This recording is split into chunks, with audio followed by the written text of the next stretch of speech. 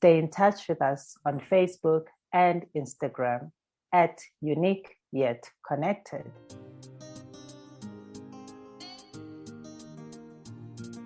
You are now listening to the 37th episode of Younique Yet Connected Podcast. The theme for this episode is I'm here to give you all that you need. Yeah, right.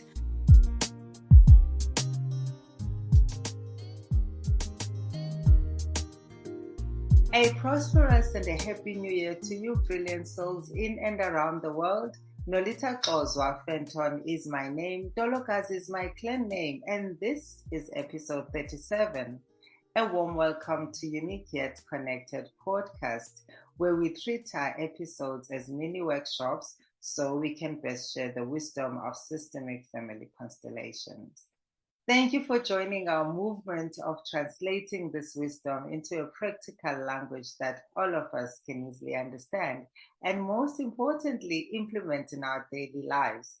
The theme for our New Year episode 37 is, I'm here to give you all that you need. Yeah, right.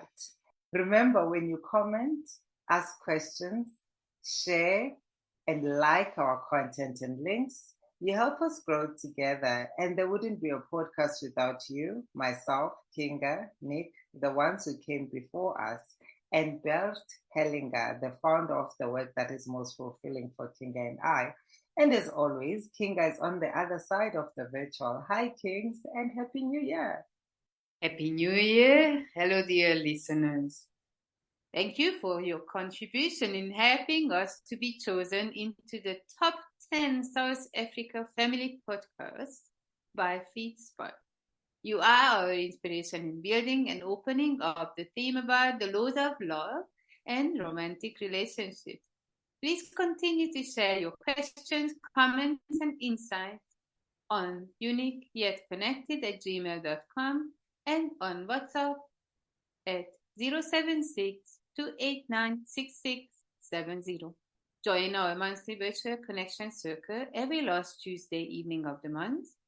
To receive your link, subscribe on our website www.youniqueyetconnected.com or check for updates on our socials at Younique Yet Connected. Or you can simply drop us a WhatsApp message so we can share the link with you, dear listener. Our WhatsApp number is again 076-289-6670. 076-289-6670. We are still opening up the signs of codependent behavior, and a lot has come up for me, and I'm still processing. And if you need support in any way during this processing time, remember that we are here for you. Yes, we have established in the previous episodes that people can exhibit codependency in different ways and at varying levels.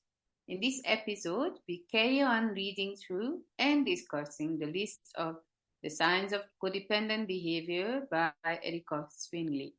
You might recognize a little bit of yourself in all the criteria on the list, but it doesn't mean that if you tick the box of a codependent person. A certain amount of discernment is called for while you are working with this list. Questions to be asked: how much of this point is actually talking about me? How much does it feel like a true statement about me? In the past episodes, we have started to assess the points by the criteria of whether this feels very much like me, or a little bit like me, or not at all like me. You can scale them between 1 and 10, 1 being not at all like me, and 10 exactly like me. Pause the podcast and bring your notebook to start the work if you haven't already brought your notebook. And this can give you a bird's eye view. What is really going on with you and codependency? What is your relationship with it? You will be able to see if you are extremely codependent in many areas, or if you are codependent in some areas of your life, but not in others.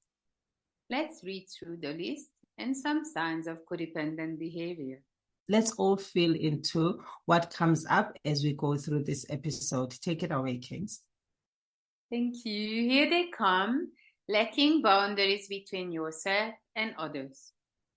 Blurring lines in relationships. You struggle to see where you end and the other person begins. Feeling low self-esteem, fearing rejection and abandonment. We have worked through these points in episode 35, and you are welcome to go back to the episode to listen to them. Then in episode 36, we looked at apologizing or accepting blame to avoid conflict, being who someone else wants you to be, ignoring your own needs, putting other people's needs before your own. And in this episode, we start to look into anticipating and reacting to someone else's needs, which may be perceived accurately or not. Feeling like you have lost your sense of self, needing to control, including making decisions for others or managing them. Doing things for people that make you feel uncomfortable, just to make them happy. Taking on too much. Basing your mood on how someone else feels, not your own emotion. Resenting not receiving appreciation for your action. The list is indeed comprehensive, and I've recognized some of the codependent behaviors from my past version, and also quite a few that still exist in me. In this episode, we start with opening up, anticipating, and reacting to someone else's needs, which may be perceived accurately or not. So let me ask you a few questions that will help us to open up this point from the list. Are you an anxious person? Do you worry a lot? Are you constantly on the lookout for danger? Do you try to manipulate the people's reactions around you by only communicating with them what you believe will get you the results you want? I thought this one would be more about catering to someone else's needs without being asked to. I'm surprised by the questions and trying to figure out how they relate to this type of a codependent behavior. That is anticipating and reacting to someone else's needs, which may be perceived accurately or not. May you please clarify that before I respond to the question? Yes, I understand on the surface this looks like being an overly giving person who make it her mission to try to please the people around her. A thoughtful and caring person who gives everyone's supposed needs a priority over her own needs. But why would she do that? Noli, would you share your thoughts about this? What do you think? Okay, maybe to be liked or loved by others, and also looking for that outside confirmation that you are a good person.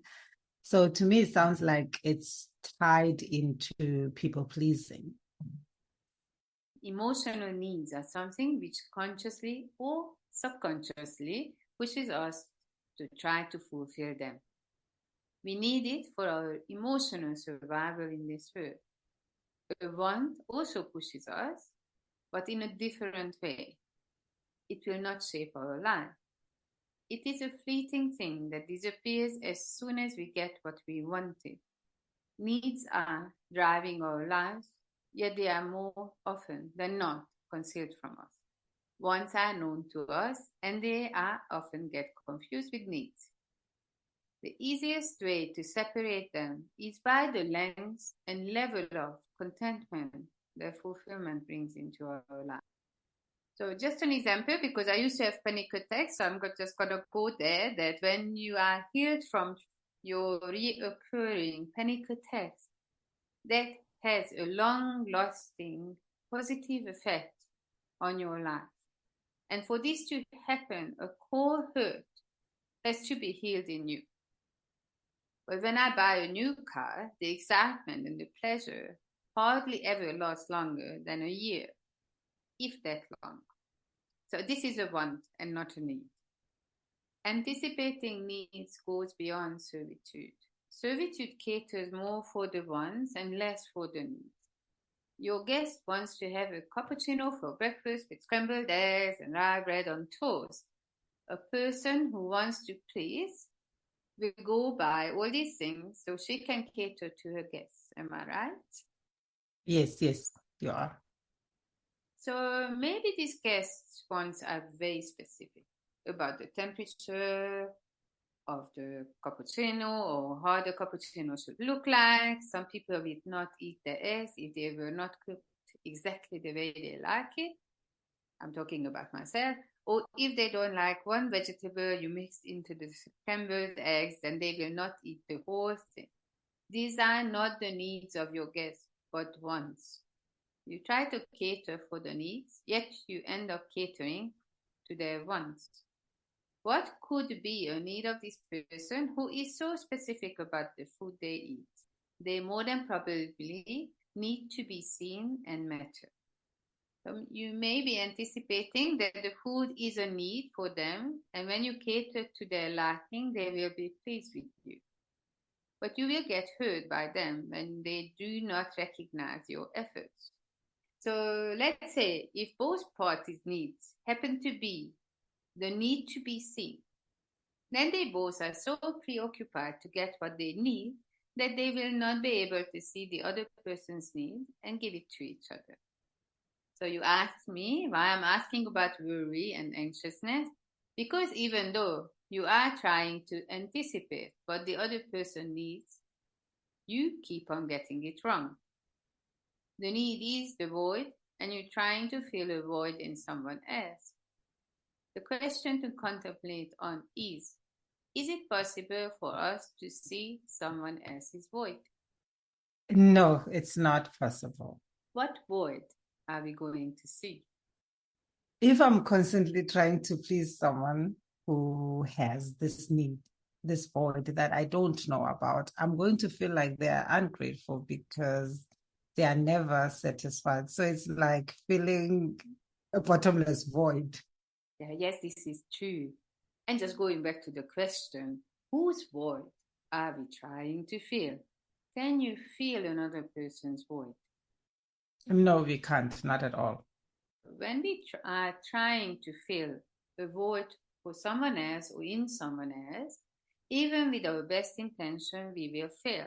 It is because by default, we make our assumptions based on that the other person's needs are the same as ours. And yes, I hear that, yes, because I can only know my void. So if your core need is to be seen, this is what you will try to give to the other person, and in return, you would also like to be seen back. That makes so much sense. At the bottom line, all your efforts of getting a cappuccino machine, making a cappuccino for this one guest and this one event only happens because of your need is to be seen. But then what happens with this thing about teaching people how you would like to be treated? Where does it fit in all of this? Telling the person to do the cappuccino in a specific way is you saying to this person, this is how I like it done for me. So, yeah. I don't know if you remember, but we started with the statement of anticipating and reacting to someone else's need. Making the cappuccino for someone to hint that I would like you to recognize and repay me by making a cappuccino for me next time. This is speaking about something that I asked in the last question at the beginning when we started the episode, which was, do you try to manipulate the people's reaction around you by only communicating with them what you believe will get you the results you want? You want this person to put in the same effort taking care of you as you put in for them. But that is not communicated in a direct way, which would be to say that I have a feeling that you are not making as much effort to please me as I do for you. And I admit that I am pleasing you, so you can please me back in the same way. This sounds a bit sad. Am I right? It sounds like, oh my God, I have my selfish reasons to serve you. Yes, it does. The anticipation is the one that brings in the anxiousness. We are anxious because we cannot possibly really feel someone else's need. We might meet a person who has exactly the same need that needs to be fulfilled like ours. In this scenario, there is nothing they can give us or we can give to them. We are working from the same void, and in that void is emptiness. We cannot give something from an empty space, from a void. It is the opposite of mutual giving from both sides because we both are looking for something to be given to us. Okay, I think now that you've clarified this, it might affect the answers to the questions because I'm understanding them differently. So you asked, are you an anxious person? And that anticipation and reacting to someone's needs, I feel there's one particular person in my life who makes me get to that anxious level. As you were clarifying it, I recognize that there is something in me that still needs some work there. So I haven't noticed being anxious about it, maybe because it hasn't gotten to like levels, to greater levels of anxiousness. But now that I think about it, there's been a lot of anticipating, then there's no communication, then I'm reacting to the whole situation. So yeah. On a little bit lighter note, we could call this like walking on eggshells around this person. Yes, it's an eggshell situation. That sounds better. Maybe it is because you would really like to make a really good impression on this person that in the end it takes a lot of effort to predict the unpredictable, because how can you predict what the other person's reaction is going to be? So just let's work with a little scenario here. Let's say you have done something that you shouldn't have and behaved not so nicely with the other person. You will try to do the biggest gesture towards this other person in your attempt of trying to balance back to a good connection between the two of you. You will do an action that involves doing something good, and you will anticipate that in the other person, everything will be heard and everything will be okay between the two of you again. What happens if the other person is not there yet? She is still angry and not able to take your peace offering. The other person says it is not enough. You will be like, what? How long do you want to hold on to this pain? Instead of anticipating the other person's needs, you should be direct and say to the other person, look, what I've done was not right, and I'm trying to make up for it. I've done this as a peace offering. Please accept it.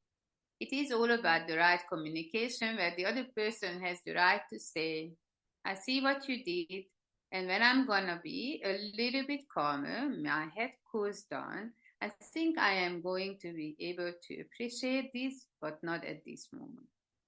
Oh, okay, I appreciate what you have done for me to try to balance out what happened, but I am not there yet. These are honest answers, and it creates space for the offended person to come back and say to you that what you are doing is not enough for me, or it is enough for me. The problem with anticipating and reacting to someone else's needs is that there is a lot of guessing. Yes, definitely. So when you were talking about the need and the void, I found myself reflecting on how I have been doing like things for this particular relationship. So the need that I'm trying to anticipate is from me because I don't know what this other person really needs. So I've gotten to the point where I'm like, this person has no appreciation. There's no way to satisfy them.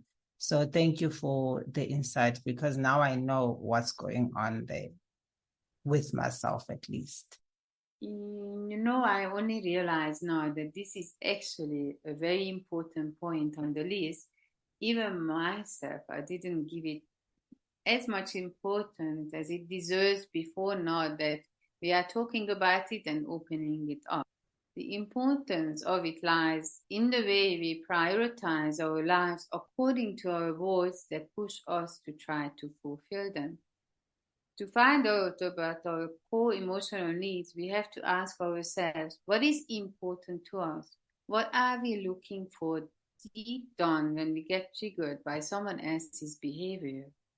So, yeah, I'm afraid we have used up our allocated time for this episode, and we look into the core needs in the next one.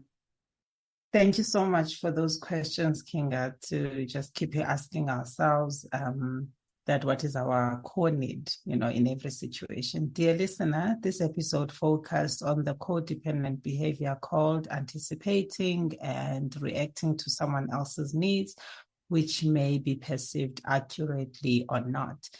And it happens to take 2 episodes to peel away the layers of this codependent behavior. And we hope as we were peeling the layers away, you were also peeling yours with us. And please do share your insights, comments, and questions. And we're looking forward to have you in the next episode as we continue with this codependent behavior. If you feel like you are experiencing limiting patterns or relationship issues and would like to have an individual session, book a family constellation session with us on our website, www.youniqueyetconnected.com, or on our socials, Facebook or Instagram. Our handle on both platforms is @YouniqueYetConnected. Thank you once again for listening to our 37th episode. And another big thank you to Nick Mons from That Guy Productions for making us sound fabulous and on point so that we can reach the globe and have an amazing time. And also remember to catch up on our episodes. Our 38th episode is in 2 weeks' time from now. Tune in on the 21st of January 2024 from 10 a.m. South African Standard Time. And remember, you can find our episode at any time that you feel like listening to them online on YouTube, on Apple Podcasts. You can also find them on Spotify. And more than ever in this new year, we are looking forward to hearing from you. Like our pages and engage with us on Facebook or Instagram at Younique Yet Connected. Younique spelled YOUNIQUE. Stay unique, stay connected, and remember you are one of a kind, and we can only create a really meaningful podcast together. Siyabulela Kosonong Kamaku. Till the next episode. Bye. Thank you. Bye. Listener.